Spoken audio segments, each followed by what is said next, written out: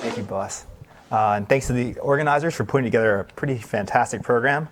One of the difficult things about having Simons on campus is that I have to somehow pretend to my colleagues that I'm not here, even though I really am here, just because I want to see all the talks. So we'll see how that works out this week. I've dodged a couple committee meetings that I'm sure will come back to bite me, but we'll see how this goes. So what I want to talk about today is this very long, convoluted title, which is really just kind of what I'm trying to do is build a bridge between optimization and control. Now, in some sense, people who work in control will say, well, we don't need a bridge.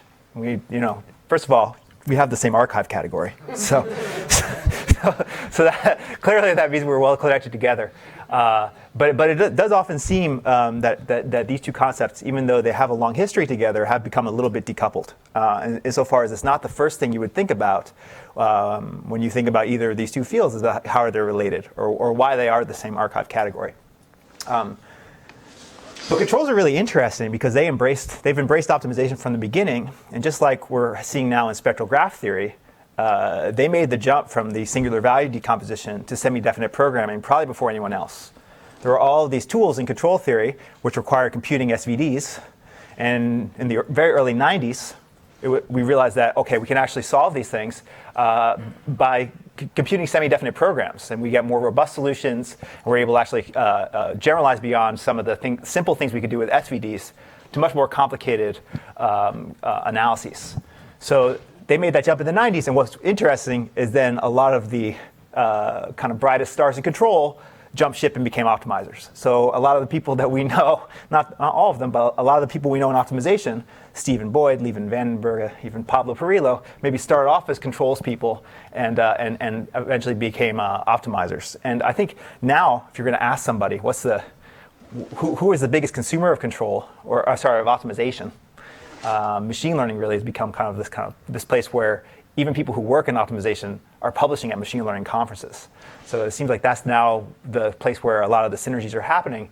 But there's a lot of stuff that was done in controls in the 90s that, as always happens, doesn't necessarily get adopted as people move from one community to the other. And what I want to talk about today is some tools from controls that were developed in the late 90s. That actually have very interesting consequences when we apply them back to optimization. So for the most part, controls had been consuming techniques from optimization for analyses. What we want to do today is do something else, which is say, let's push back and say, what can control do for optimization? And in some sense, that's a weird question, right? Because this is what everybody thinks about in controls, is autopilot and fly-by-wire systems and whatever we might build on airplanes. And what does this have to actually do with contemporary optimization or the kinds of things we do in machine learning? But what we're seeing is that a lot of tasks in machine learning, like the support vector machine, like simple clustering algorithms, we've kind of got a good handle on those. And they're not solved problems, but they're fairly, if you actually wanted to go and run something, most of the issues are closed. And what's actually become quite difficult is understanding kind of these systems where machine learning is much more than just this linear solver that you throw on the end. There are all these sorts of weird things that you do beforehand in order to get the data pruned and collected and registered. And it's kind of what I'm hoping is that some of the ideas that we use from analyzing complicated interconnected systems in control theory might actually apply to analyzing these very complicated pipelines that people build to do machine learning and large-scale data analysis and things of that nature. So that's where we're hoping to go. Let's start with a much simpler system, which is just the core of optimization, right? So minimizing functions subject to constraints. And today we're going to say very simple, very, very simple. We're going to look at the ones that we might use for big data. I'm borrowing these slides a little bit, actually. The first few slides are adapted from a tutorial I gave here at Simons a year ago for the big data semester. And I'm going to be even simpler than what I covered in that one. Here I just want to assume that f is just a nice convex cost function, and omega is somehow some kind of simple constraint. Or maybe like this closely related variant where we want to minimize a function plus a simple convex function. And the question is, what are kind of the best algorithms for solving problems of this form? We're going to start there, and then hopefully by the end speculate as to how we can get more complicated. Okay. So the main concerns over the past 10 years or so have been to say, can we come up with algorithms which scale linearly or sublinearly with the amount of data and the dimension of the data, and also just the number of samples that we collect. And the currently favored families, although there's lots of other variants, but one that's very, very popular are what are called first-order methods. So let me just give you a brief tour of the kind of like the most canonical first-order methods, and then we'll kind of go from there. So the most canonical probably optimization algorithm, not just first-order method, is gradient descent. And this is kind of also is a first-order method. It's called first-order because it only uses information about the derivative of f. And in fact, you don't even need information about the derivative of f. You only need information about what's called the subdifferential of f. So this works also for non-smooth optimization. And the idea is your new iterate is equal to whatever your old iterate was minus alpha times the gradient of that old iterate. And there are lots of places where you learn this. Basically, in univariate calculus, you know that the gradient points in the steepest direction that would increase the function. So if you go in the opposite of that gradient, you're going in the steepest descent direction. And that hopefully will take you back towards the origin. Fairly simple idea. And what's nice about this, and I think this is the kind of thing where we start to see the modularity, is that if you want to do constrained optimization, the only thing you have to change is, remember we had that set we were optimizing over. You just have to be able to compute the Euclidean projection onto that set. And now I have an algorithm which provably will solve the constrained optimization problem I had on the last page, minimizing f subject to living in a constrained set omega. So all you need, the two primitives, are being able to follow gradient and be able to compute this projection. Now, gradient descent is kind of famous for having what's called slow convergence. Slow is in the eye of the beholder, but one thing that you will see if you try to minimize a quadratic function of this form, where the contours are now, just imagine that as I move out, the contours are kind of pushing out of the board, and I want to go towards the center. This is the optimal solution. These are decreasing towards the optimal solution. If we were to start this red dot, gradient descent will oscillate through this well. And it oscillates pretty in a very disadvantageous sort of way. That's where it's hard to say. Where every time you're going to move orthogonal to these level sets, and that's actually going to cause you to oscillate a lot. So people have proposed lots of ways to fix this. One way would be to use second derivative information. If you actually use the Hessian, then you would converge in one step.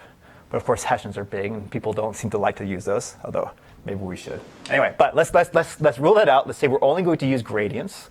How can we fix this? And one way to fix this is to use an idea called acceleration. Acceleration basically is an appeal, and the original way that people came up with this was an appeal to ordinary differential equations. So the gradient map, if I were to move xk over to the other side and divide by the step size alpha, is in some sense just doing a very simple approximation to this ODE, which is following a gradient potential downhill. Right. So one way that I could perhaps accelerate the convergence would be to add a term that would have some momentum. So I had a second derivative term. And so now I have a term that's kind of pushing me along the last directions that I went. And if you kind of expand this out and again do your simple Euler approximation, this would be the algorithm you would get. And this is called the heavy ball method. It's due to Polyak. It's probably from the 60s. Okay. So the whole idea was you just take a second order linear system now, or nonlinear system because I have a gradient, second order nonlinear system, and I just do a first order Euler expansion. And that's my new algorithm. And in practice, that algorithm works really well. Wait, really for what? What's the goal in this? I will show you. It's the exact same thing. All we want to do is get rid of those oscillations. And again, the idea is that if this was my old step, whereas the gradient method, what the gradient method would do would be now move orthogonal to a level set. Here, we're going to say, well, actually, that was a good step last time. So this is the direction that's orthogonal to the level set. But I'm going to actually take a combination of this red arrow and this blue arrow, and I'll get a slightly better step. And actually, if you run this in practice, it converges considerably faster than the gradient descent method, which is pictured here. So rewriting these two. So we have the gradient method, and we have the heavy ball method. And this is basically, the difference is you add a second state. And now I've written it more, and you see I'm kind of pushing ourselves into kind of control theoretic notation. I've written this a little bit more like a two-state system. The only thing here that differs is we have this momentum term. And rather than following just x, we actually follow this momentum term. We add a little bit from where we were. Okay, and that's the difference. That's the heavy ball method. For quadratics, this method is known as Chebyshev's iterative method, which maybe you also have heard of. And either way, we have kind of it does seem to perform better in practice. However, I'm unaware of any proof, before, let's say, before July of 2014, I was unaware of any proof that actually showed that this method worked for general convex functions. Chebyshev proved it worked for quadratics, but for general convex functions, it was kind of a heuristic argument where you do a Taylor expansion and just say, okay, now it looks quadratic. So there is an algorithm that captures much of the behavior of the heavy ball method, but has a proof, and that's due to Nesterov. And this is Nesterov's accelerated method, also sometimes referred to as Nesterov's optimal method, although I don't really like this word. Using optimal is always tricky. So we're going to call it accelerated method. And what's the difference between these two? It's actually hard to spot when I write them this way. It's just the x and the y, right? So this is called an extra gradient term. You're not computing it at where your current iterate, you're computing it at kind of this future step. That's the only difference. And Nesterov is able to actually prove that this one converges, and at a rate, basically, if this were to take t iterations to get to a particular desired accuracy, this algorithm would take square root of t iterations to get to the same accuracy. So it's dramatically faster. So there's a big difference between these two. And heavy ball seems to work in practice pretty much like Nesterov. But again, it's been hard to actually show that that actually works. And actually, if you've seen the proof of gradient descent, either for convex or strongly convex functions, it's basically 3 lines to show that this works. The proof for Nesterov's method, you can get it down to about 5 lines, but those lines don't make any sense. Or you could have maybe about 5 pages of explanation. Lots of people have been explaining why this algorithm actually does what it does for a long time. My favorite explanation, actually, I learned from Sushant and Moritz, which is basically saying that it's like doing Chebyshev approximation. So basically building an approximation to the actual function. But I don't want to go into that today. Moritz has a lovely blog post on this if you want to read more about it. So all these algorithms have different techniques that you need to prove them. And it's not really clear what's the right algorithm for my problem. And moreover, this is now just the sets where they analyze these things over strongly convex functions or convex functions with Lipschitz gradients and some strong convexity parameter. But I could add more constraints. And if I told you more about the function, it's no longer clear which is the right one to do. Right? So Nesterov's method is optimal under a very restrictive setting, under a very restrictive oracle model. And if I change my oracle model, I don't know what's optimal anymore. So it'd be nice to actually say, well, look, I give you a class of functions that looks like what my data looks like. Now, what's the right algorithm to use? And there are clearly other algorithms I could have written down. I mean, these two look very similar to each other, but there's other stuff I could do.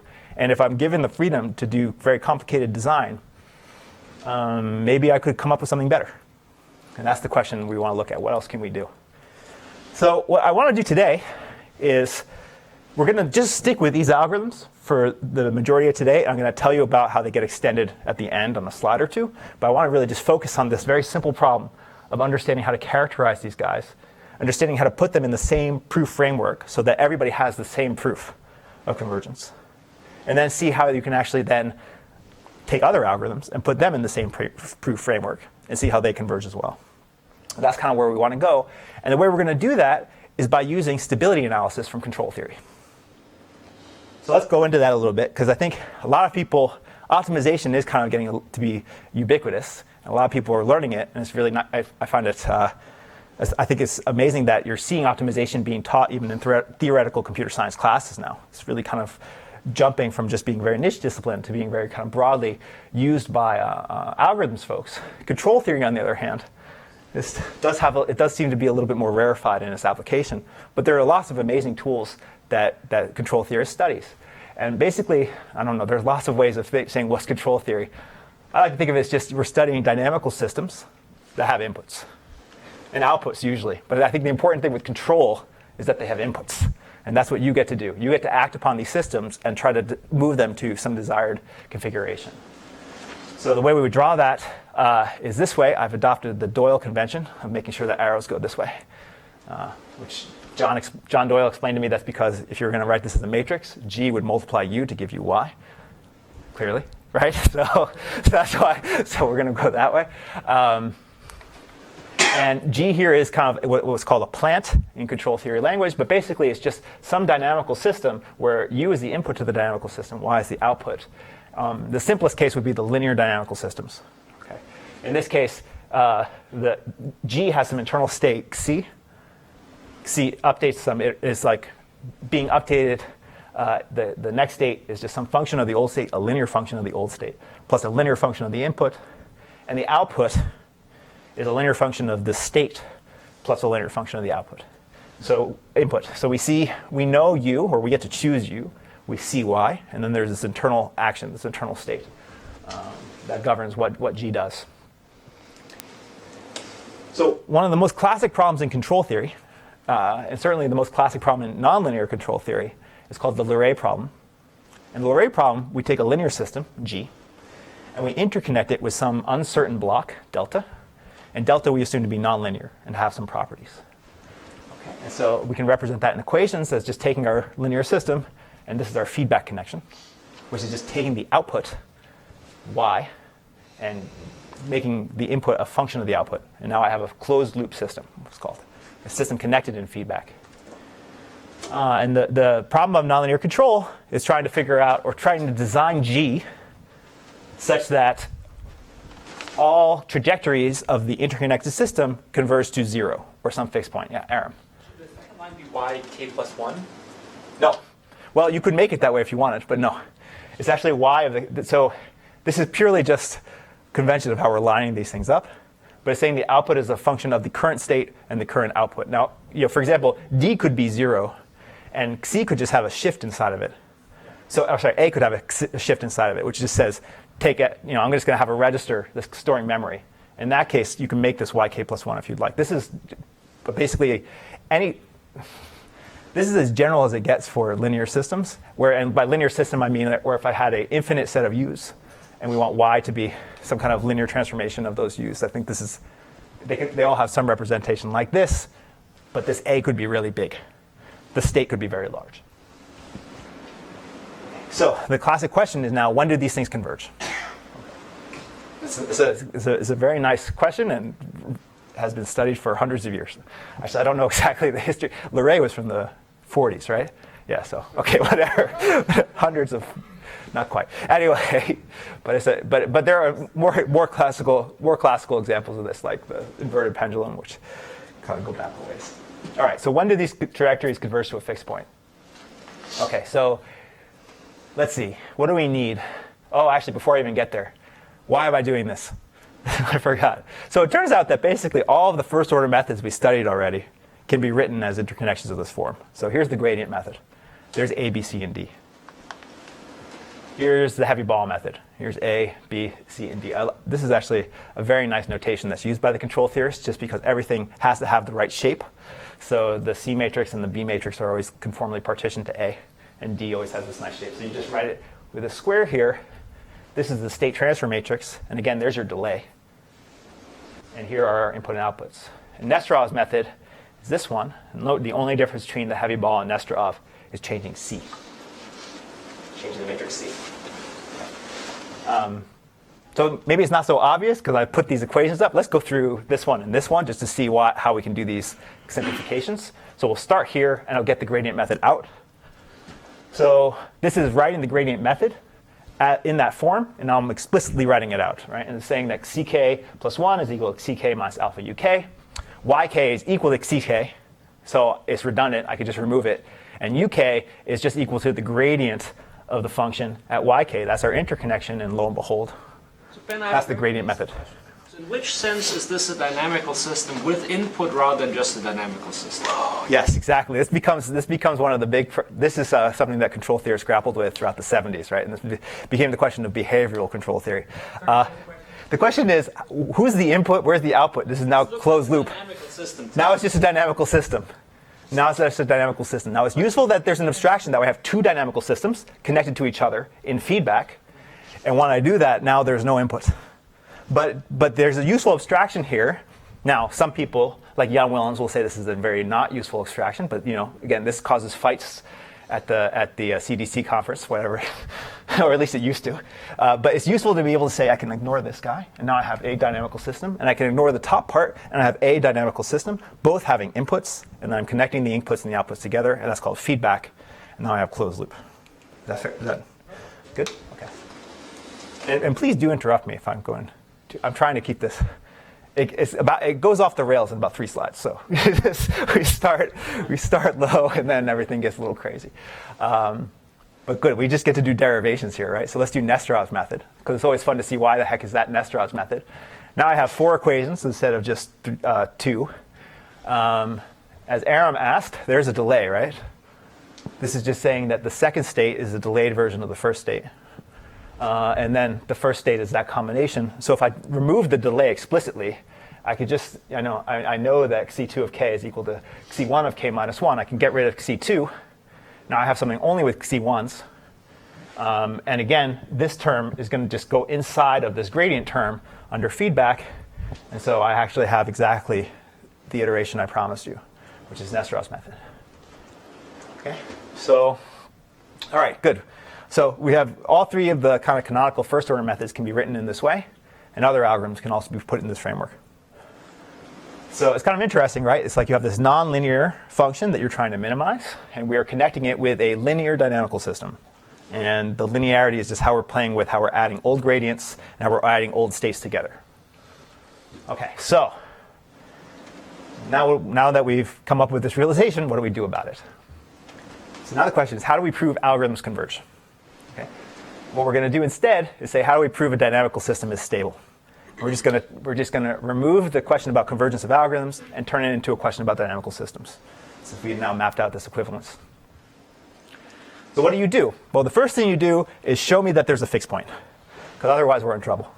So first thing is you find a place where if I start there, I don't move. Okay, and oh, come on. That's going to come up like 6 times now. I think I only have one meeting I'm supposed to be going to during this bad keynote. Okay. All right. There's I was reading the punchline there. So this is basically what happens at optimality.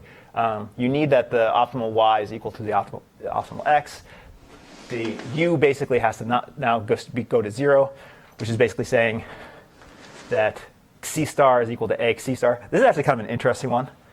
And I mean, these are all kind of silly and tautological about convergence, but this one's kind of interesting. It says that no matter what A you pick, 1 has to be an eigenvalue if you want it to be an algorithm that will have a good fixed point for this problem, which is kind of neat. So good, we already have a constraint on what algorithms we can actually search over. And also, you have to have that C passes C star, so if I could find a solution to this system, I'm in business. Okay, and then after you've found a solution and a fixed point, prove that no matter where I start from, that all trajectories converge to that fixed point. That would be the next thing that we would do. And so let's do a simple case, and then we can get a little more complicated. And the simplest case for optimization is minimizing quadratics. That's usually the first thing you do. You solve least squares, or solve something a little bit more complicated. And we're actually going to assume not only quadratic, but strongly convex quadratic. So all the eigenvalues of Q will be strictly greater than 0 and bounded above. So obviously going to be bounded above, but typically we're going to assume bounds on these things. Okay, so the gradient, you guys can compute gradients, although I often mess that one up. And so the optimal solution is just Q inverse times P.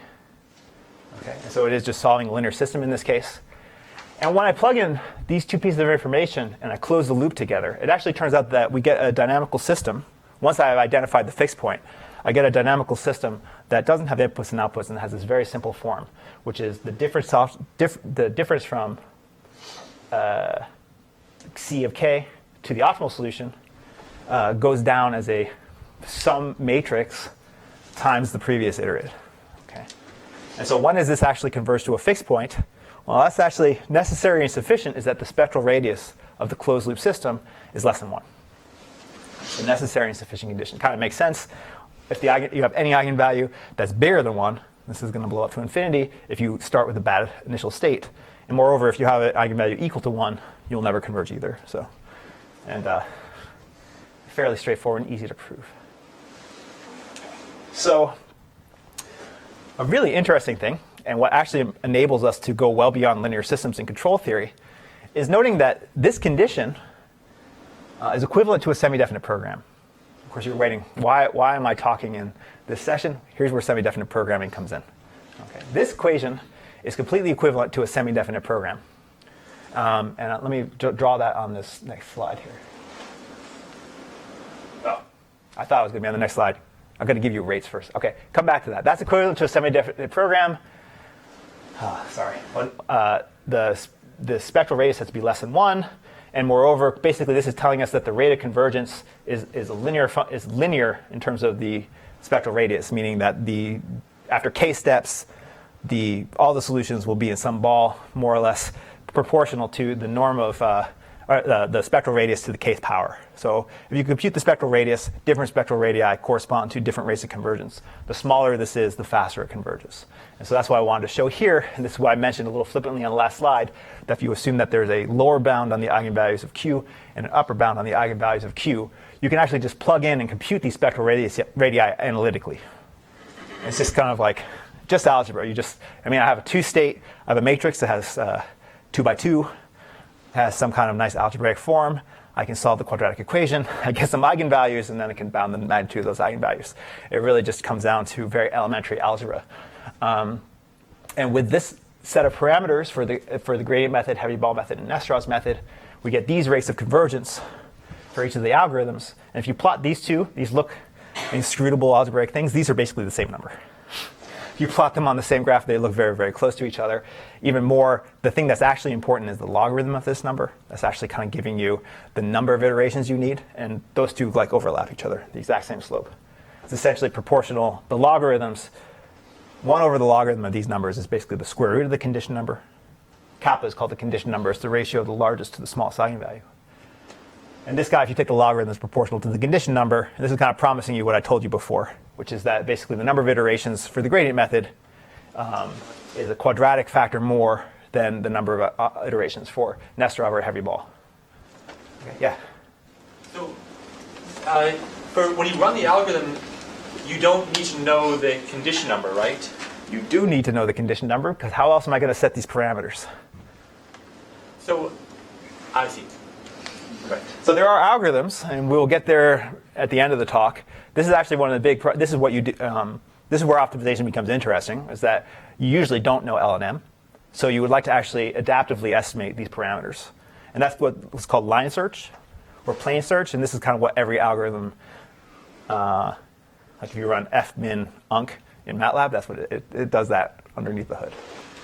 So the spectral radius guarantees the convergence, but sometimes convergence could be faster than the spectral radius says, right? Upper bound, yeah.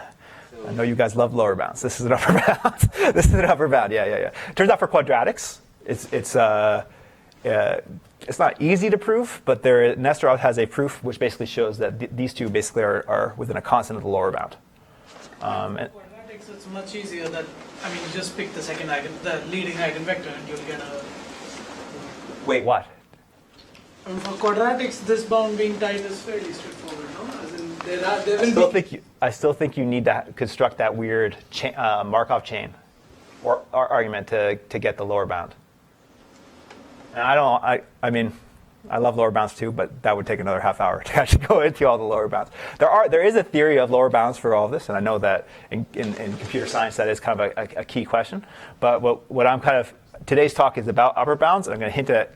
I have this open problem slide, which you guys will see at the end, which is in 10-point font, and that's on there.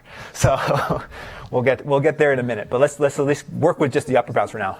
If f is quadratic, isn't what you wrote just the answer, and therefore you automatically get the lower bound? I don't understand why it's not obvious. For quadratics, that this is the lower bound? It seems. I would think. So unless I'm missing something, it will initialize at an eigenvector. Initialize at the top eigenvector. And it's easy to see that for these specific algorithms, you can't do better. The analysis is tight. What you're meaning is you can also... Well, but Morris, let's just say this though, right? For these specific algorithms, you're basically proving that conjugate gradient is optimal, right? Which is not is straightforward, but it's not trivial. Yeah. It's straightforward, but not trivial. Proving that this is the right rate is basically proving that conjugate gradient method is optimal, which you can do, and it's in like Leuenberger's book, but it takes a page. It takes some thinking to actually show that this bound is actually, that there is a minimum. So Q is just an uncertain element, right? Q is some matrix whose eigenvalues are bounded, and I'm not telling you what Q it is. And you have to design A, B, and C that makes this as small as possible, and prove that there's actually the minimum is achieved. Chebyshev did do this, but it's not immediately obvious, but it is straightforward for quadratics. And of course, since quadratics are a special case of convex, then it gives you a lower bound for convex as well. But that's also incredibly unsatisfying because, as you will see, quadratics and convex functions they're morally connected, but they have little to do with each other. Okay, so this gets me back to this other point, which I thought I was going to make earlier. I just transposed a couple of slides, but good. So I give you some rates for quadratics. Now the question is, what do we do for non-quadratic functions? And here's where the semi-definite programming comes in. So the key fact, and this is I guess this goes, it's been hard to track this down, who this is due to, but I think it's Lyapunov. Anyone? Anyway, if you guys have something earlier than Lyapunov, I don't know. But basically it says the following: the spectral radius of a matrix A, this is now just some new matrix A that I've just written down here, is any matrix A is less than rho if and only if there exists a positive semi-definite matrix P satisfying the following linear matrix inequality. A transpose PA minus rho squared P is negative semi-definite. Okay, really kind of cute. So you're like, I can compute eigenvalues, which we all love to do. But if you don't feel like computing eigenvalues, you can solve semi-definite programs, which I'm not sure which, you pick your poison here, which one you prefer to do.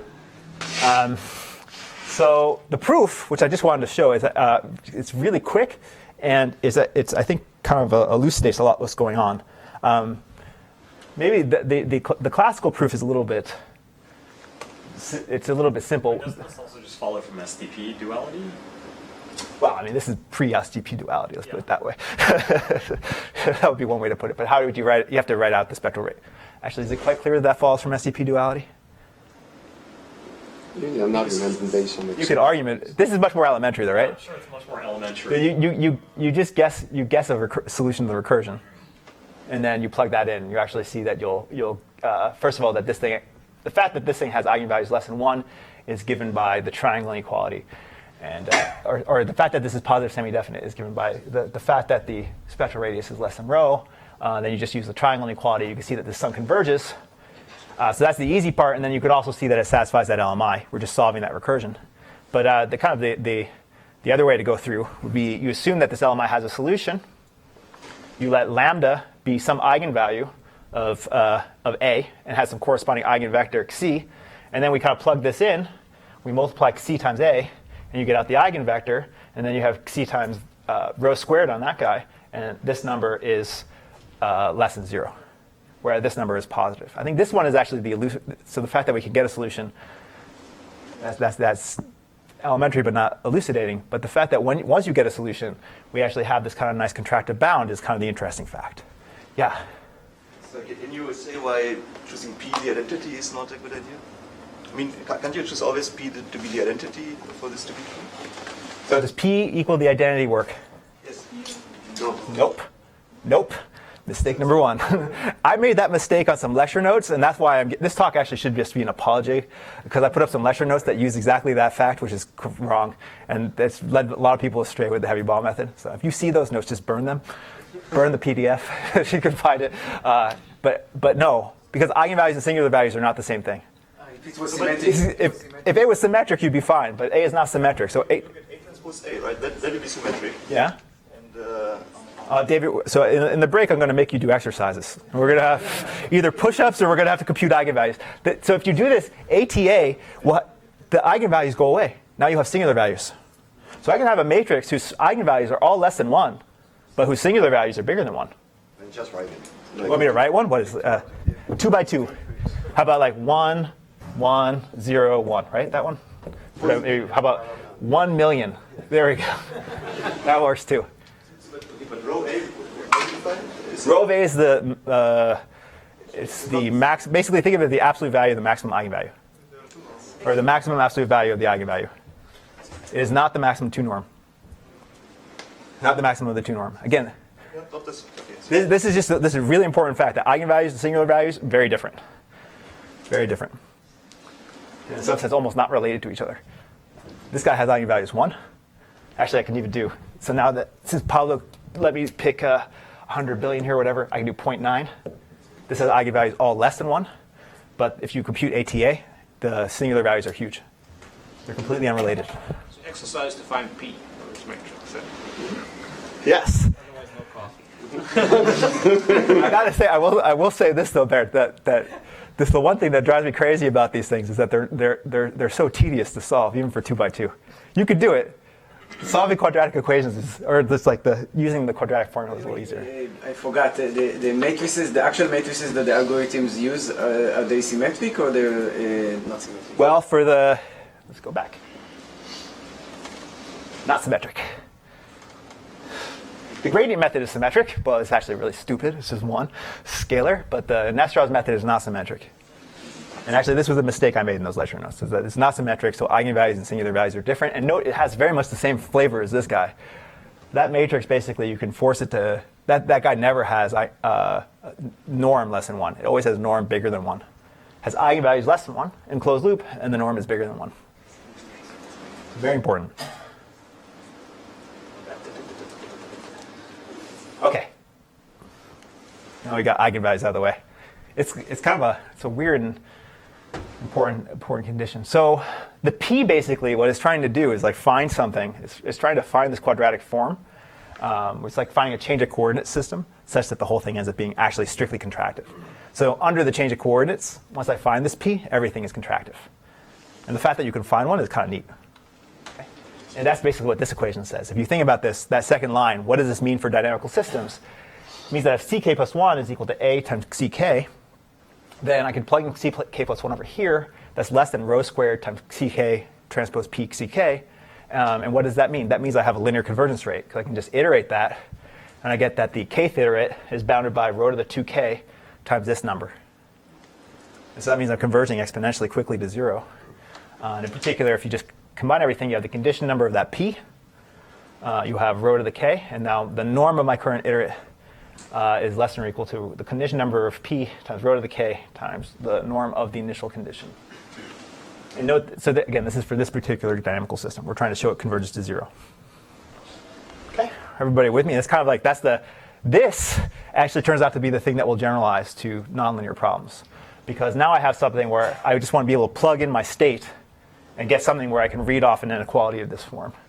It turns out I could search for inequalities of this form, as maybe now we're interested in data. I could search for inequalities of this form using semi-definite programming. That's kind of the main idea. So how do we do that? Wait, so is there another view of this where you're constructing via recurrence an orthogonal polynomial, which if you did one of the methods you would get Chebyshev, but if you did other polynomials, are you searching for what types of recurrences you can put, which will generate polynomials whose roots are contractive as far as possible, the same way that Chebyshev is an extremal?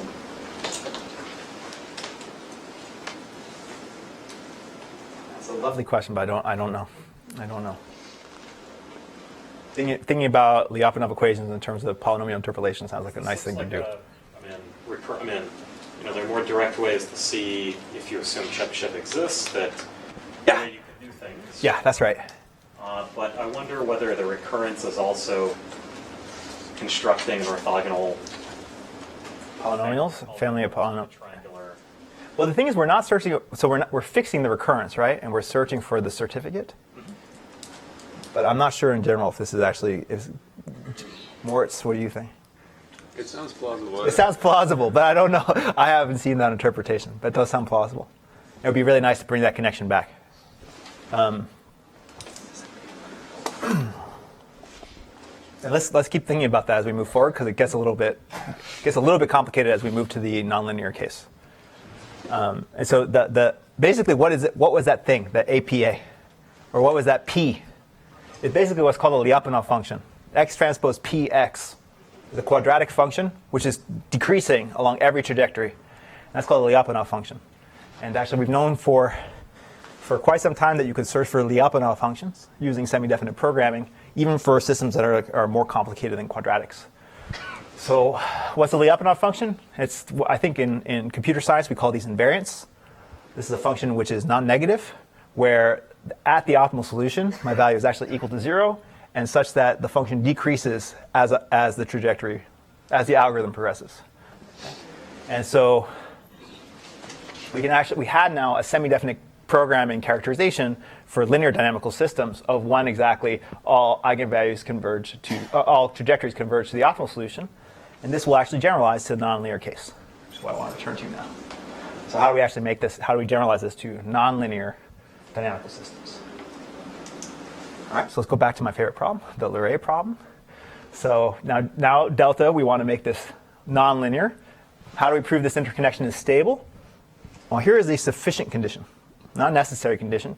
And as we move to nonlinear systems, as you might expect, it's hard to have necessary conditions, but here's at least a sufficient one. Okay, so let's suppose now, again, that there exists a matrix P, which, and now we also need this new matrix M. M doesn't have to be positive semi-definite, and as you'll see, it almost never is. Actually, M is going to be something that will act like a Lagrange multiplier, which will allow us to search over bigger spaces than just quadratics. It will give us a little bit of freedom in our search space. And so we're going to assume, this is the simplest case, we're going to assume that if I take two y's, and I take their difference, and I take the output, and I look at their dot product with respect to this form M, this quadratic form M, that's always non-negative. So the simplest case you'll see in a second is assuming that delta is essentially Lipschitz. If delta was Lipschitz, that would work, with M being 1 minus 1, or 1 minus L. Okay, and that's not a positive definite matrix. I'm going to show you that example in 1 second, but that would be the simplest case, maybe what you should be thinking about here. So if I assume that, and this LMI has a solution, meaning a positive definite P that makes this whole thing negative semi-definite, and I'm plugging a P in here and a P here, then I'm going to, again, have a linear rate of convergence. So I need this new M, which is my new multiplier, and this funky linear matrix inequality.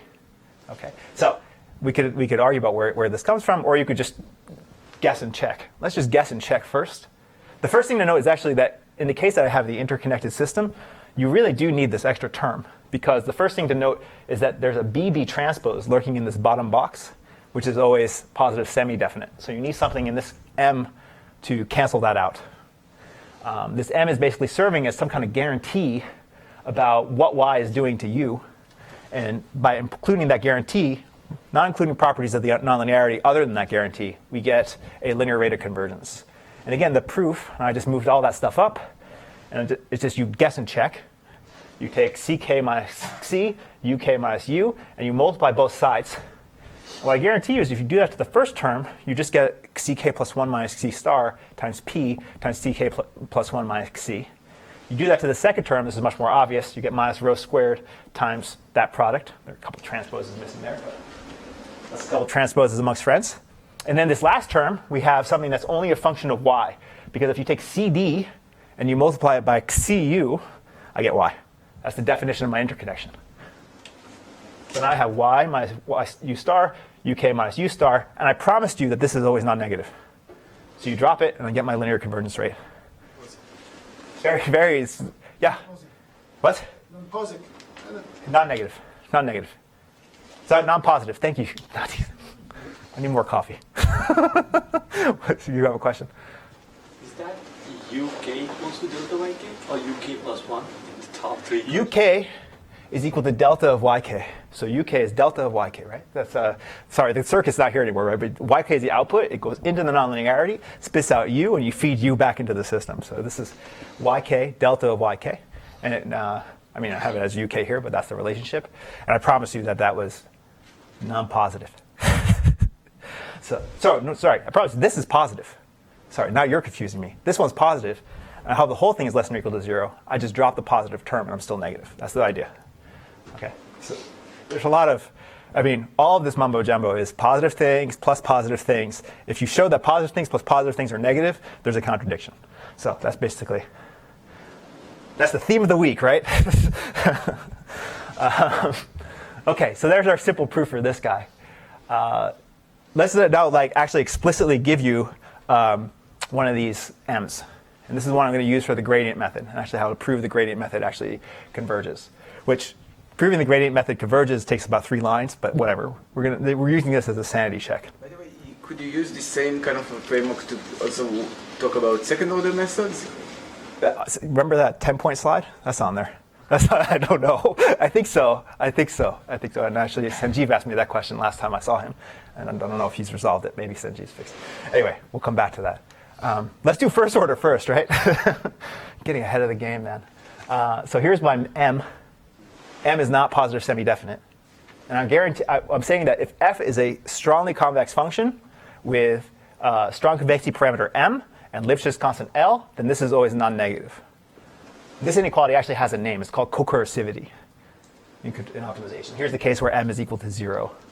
And it's basically saying the dot product between the gradients and the differences of the difference of the gradients and the difference of where you're evaluating those functions is bounded by the norm or the difference of the gradients. And if anyone's ever proven that Nesterov's method converges, you use this like on every other line. So it's like this is the inequality that makes everything go. Okay, so that's kind of our inequality. M in the No, I'm saying this is when m is 0. I didn't want to write it out because it's messy and takes up too much of the slide. This is the case when m is 0. You get the more complicated version when m is non-zero. What is this doing? Now I actually see a couple control theorists in the room. What is this thing typically called in control theory? This is called the sector inequality. And that's because if I actually look at the gradient, what this is telling me is that the gradient is entirely bounded inside of this kind of blue disk, where the bottom slope is given by m, the top slope is given by L. And so I have this kind of wedge, and the gradient has to be bounded within there. Moreover, since I'm making this happen at all points, if I move the point over here, I create a new wedge, and you have to lie on that side of the wedge. And it turns out that this is a very nice proposition that you can prove, that if f is convex, f satisfies the quadratic, the sector quadratic constraint, if and only if f has Lipschitz gradients and is strongly convex with parameter m. So for convex functions, this is basically a characterization of strongly convex with Lipschitz gradients. Very nice, simple property. Okay. And QC here, I'm using for quadratic constraint. That's what Q stands for, Q quadratic constraint, and this is called the sector quadratic constraint. So if you take that sector quadratic constraint and you plug it in to this LMI that we had to solve, call that guy M, what you're left with is this nice LMI. 2 by 2 LMIs, not so bad. We can solve these things. Actually, we solve this by just saying, Bernd, how do we solve this? Quadratic formula. That's right. Well, that would be one way to. So I actually like. I think. So I believe Bernd just told me that the simplest way to do all these things with LMIs is you treat these inequalities as equalities and see if it works. And that's what we're going to do. You just set it equal to 0. You solve for all this stuff, and you actually get the gradient rate. Now, this is for strongly convex functions. We actually get exactly the rate that we would have gotten had it been quadratic. Actually, as I said, proving this is actually normally just 2 lines anyway, but that's fine. At least this kind of complicated framework I'm taking you through gets the rate I was looking for, which is good. Thumbs up. Now we can start doing more complicated things, because proving the gradient method converges isn't. I mean, we've done that before. What about heavy ball and Nesterov? So we can solve the same LMI, just plug in the data, A and B, right? And then I have that constraint, and I try to solve that same LMI. And this is what happens. Okay. So red is the rate of the gradient method. Blue is the rate of the quadratic heavy ball.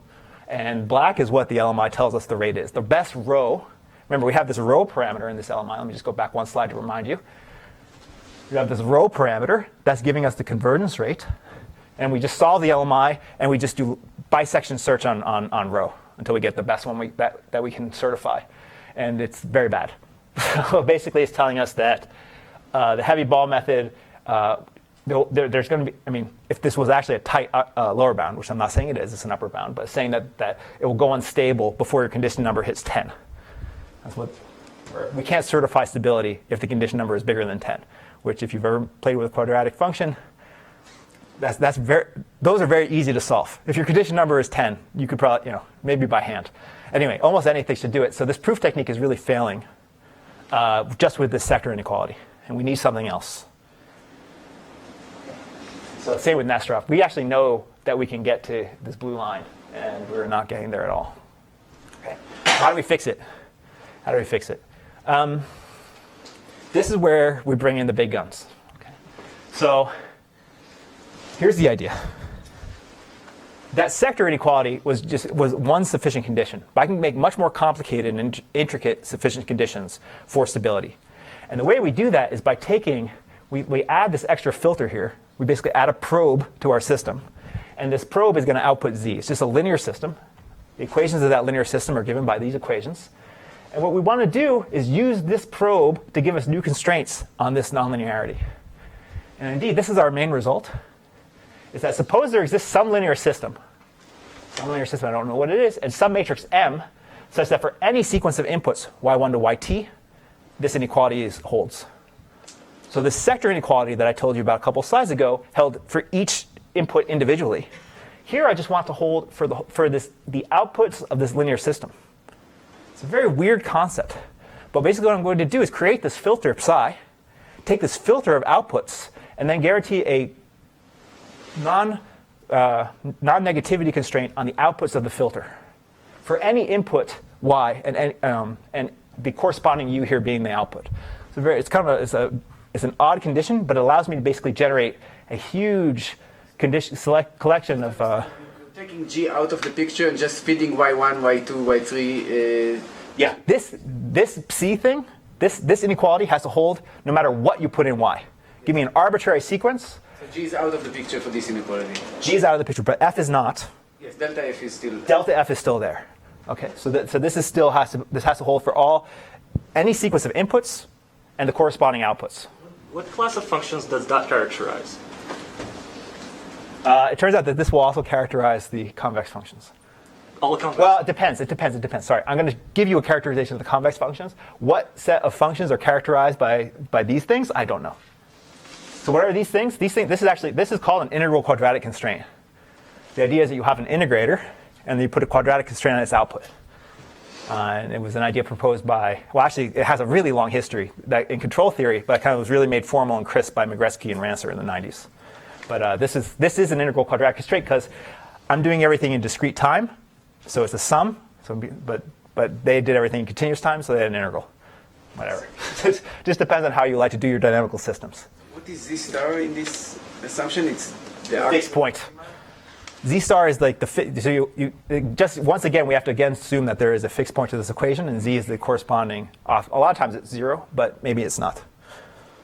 Okay. Because oftentimes if you shift the optimal solution of f, you're going to shift where z star is. Okay, but it's just the fixed point of the global connected system, and this has to hold around that fixed point.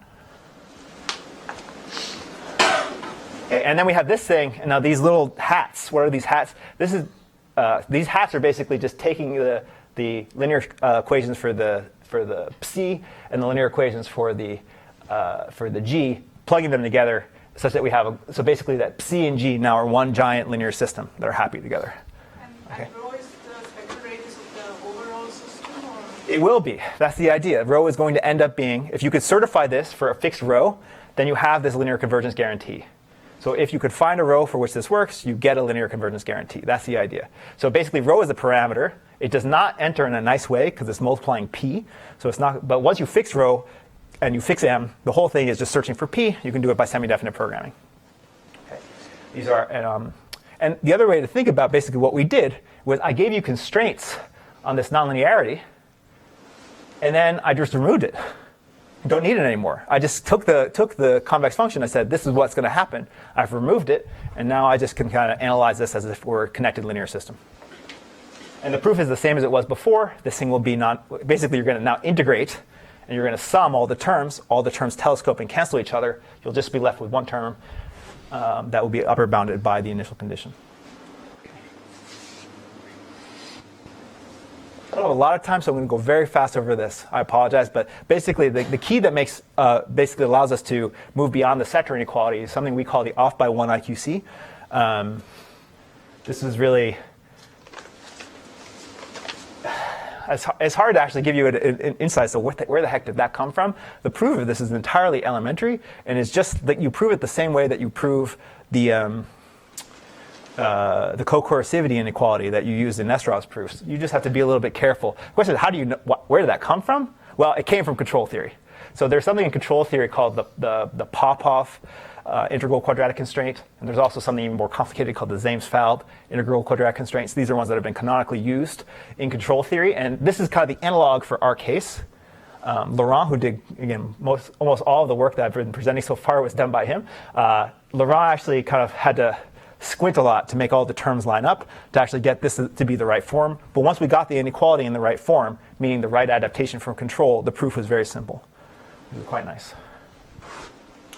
And then you can kind of, it's not really important, but now we get our composite system matrices, A psi, B psi, C psi. They're all very small.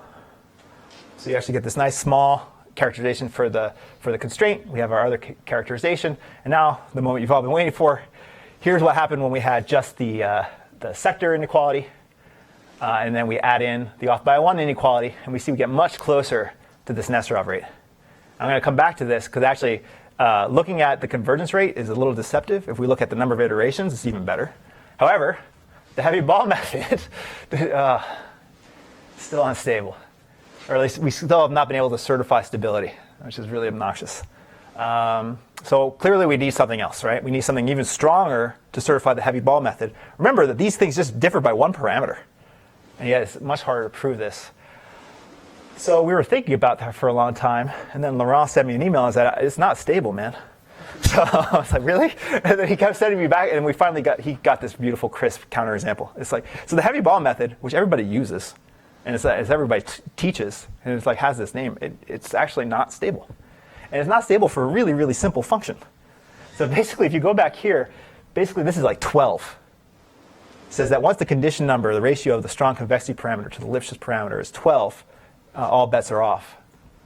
Well, this one has L equals 16, M equals 1. So we didn't have to go too much further. So we got the condition number of this is 16. Note that it is 1D. And I think this is actually really the key thing, and this is something that comes up in every class I teach. You spend a ton of time analyzing quadratics and linear systems and Gaussians, and then you try to generalize that to nonlinear things, and the intuition is wrong.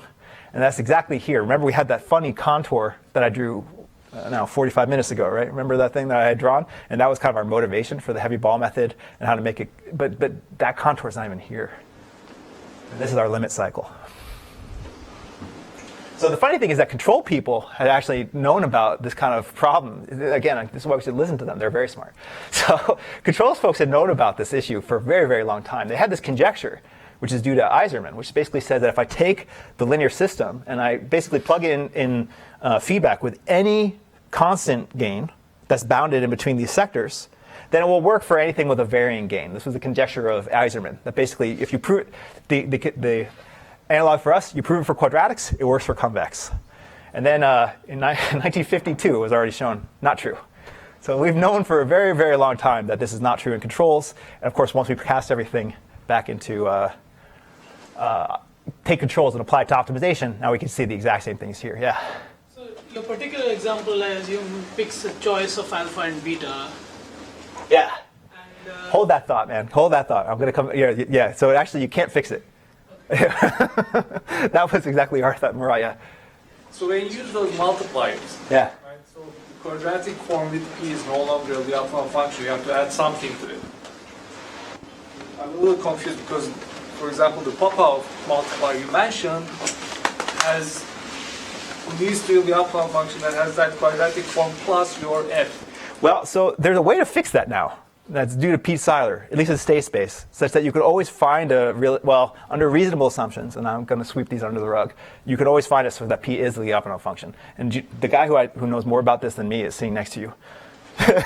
So, but did I characterize that right? That basically there's a particular factorization you have to assume for M, and you can find one for this, at least for our version of the Popov inequality, that under that factorization, P will be a Lyapunov function. Is that fair? Yeah. Laurent can show you, man. I'm out of time. Let's come back to that. That's going to take another half hour. It's a good half hour though, but it's complicated. Yeah. I want to get back to Sushant's question though. I think this is the. I'm just going to jump over to it. Yeah. Well, two things, real quick, and then I'll wrap up. Nesterov's method. Okay, so remember I told you that the rate looked like it was worse, that we didn't actually get the rate. But if you plot the iteration count, which is basically just messing with the rate, you have to plot log of 1 over log of rho minus 1 over log of rho, these two things have the exact same slope.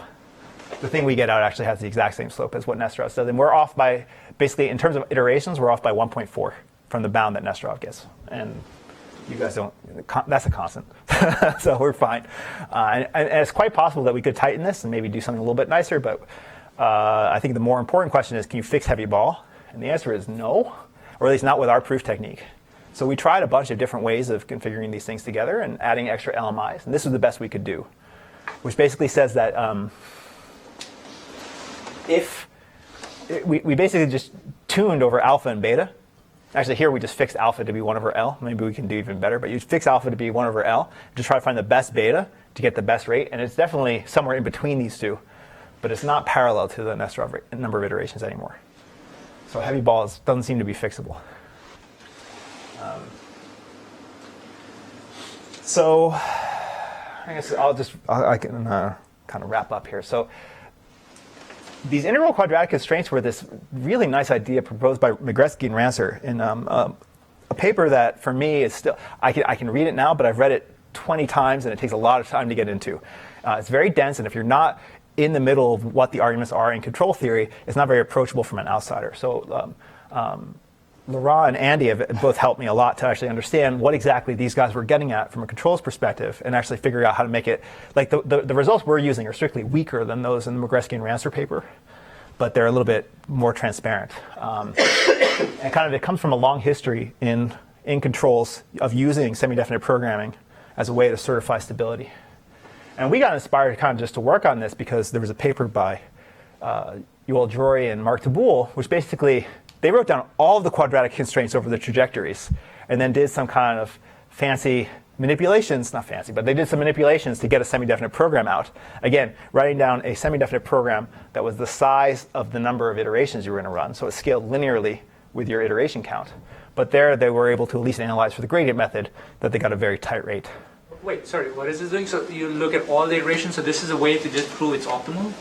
What's that? For Drori, what did these guys do? Yeah. So basically what they did is they wrote down... What's the goal? Of which? What are they trying to do? They're trying to prove the optimality of the method? No, they were just trying to prove convergence using semi-definite programming. All they were trying to do was prove convergence using semi-definite programming. So they wrote down the rules.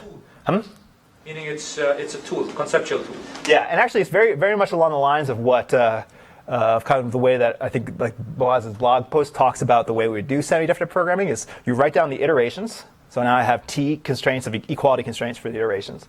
And then I write down constraints for every iteration. And then I search in the convex hull of those constraints for a proof. That's what they did. But again, that scales with the number of iterations. And so what's really cool about IQCs is that the largest semi-definite program we had to write down was 4x4. And a lot of them you can actually solve by hand. They do not scale with the number of iterations. And actually you can actually get rid of the dimension in all the cases we were looking at because we're assuming these things to be unitary invariant. Okay, so I'm out of time. So let me just, there's other stuff you can do. I'll just flash these up. You can do proximal point methods. You can get rid of strong convexity. You could add noisy gradients. I'm only throwing this in really quick for Moritz. You could actually, we are unable to certify that Nesterov's method converges when you have noise. And Moritz has spent a lot of time studying this, even for a very simple noise model. I could talk to you about this over the break. Moritz. And the other thing, and the last thing which I don't have time for, is that it turns out you could also do synthesis. You can actually do algorithm design. And our current method is the complete kludge, which is just to say that basically this is the full parameterization. The ABCD matrices appeared in the LMI, so we could just do derivative-free optimization or grid search over all possible parameters. And actually, Laurent wrote some really nice code in Julia and is actually able to find an algorithm that has a rate that looks like Nesterov, but is actually certifiably robust to noise doing that. Okay, so I just wanted to close. This is my 10-point open problem slide. There's lots more stuff to do. We're really just kind of we're scratching the surface of what we can get into here. I'd love to talk to you guys more about the extensions and where this might go. One of the things that I'm most excited about, and I would love to have some insights into, is how to analyze Gaussian noise or stochastic gradient descent using this method. But I think that needs some new tools. But anyway, I can leave this up, and I'll let everybody get their coffee. So thank you for your attention.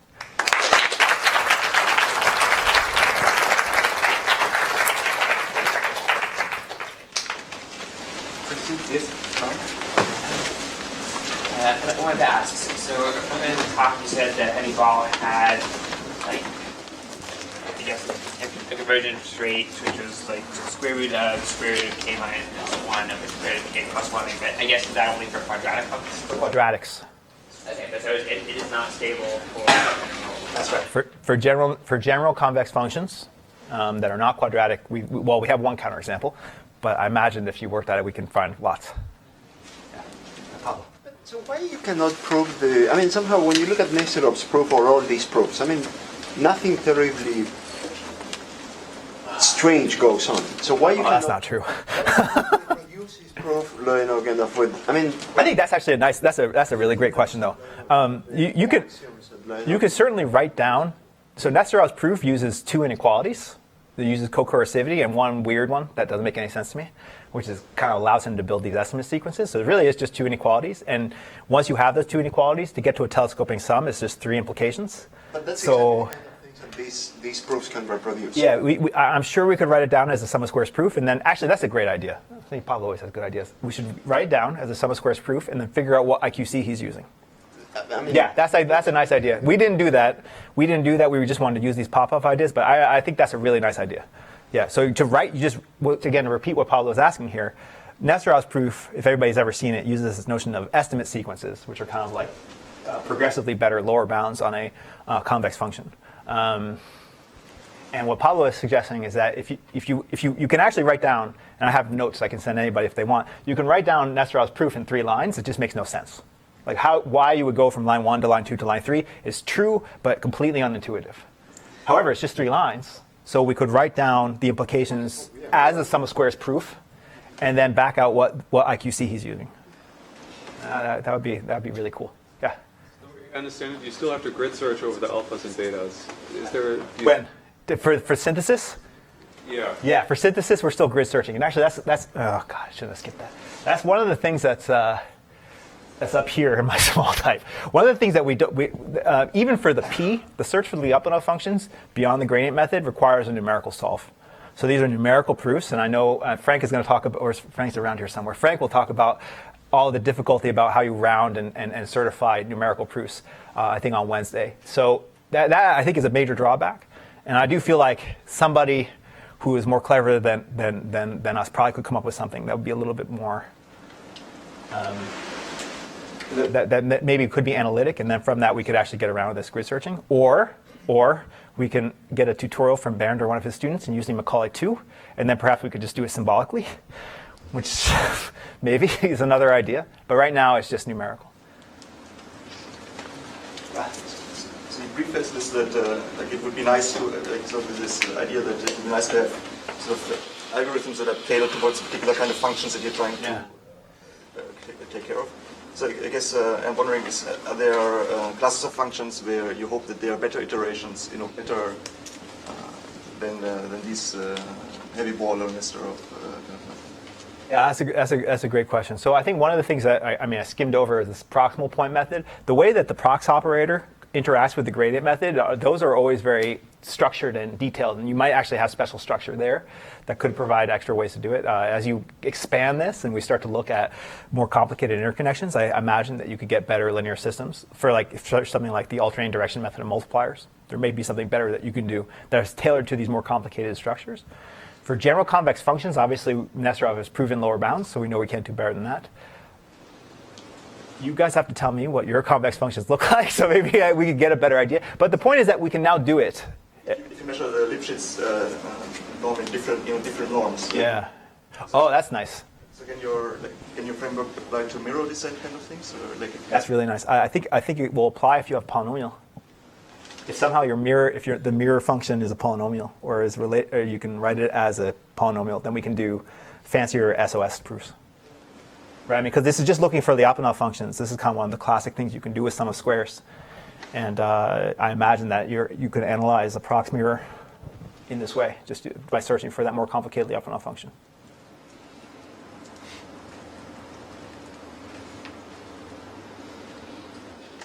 But before we go, I just want to really thank Andy and especially Laurent, who really did the brunt of the work on this. He's going to be hanging out this week too, so you should get a chance to chat with him. And I'd also like to thank, I don't know why I put a comma after Alad's name, but that's why. Alad, Ali, Pablo, and Pete for a lot of help in kind of putting this together and getting the trajectory lined up so we can have a coherent story. Okay, so thanks.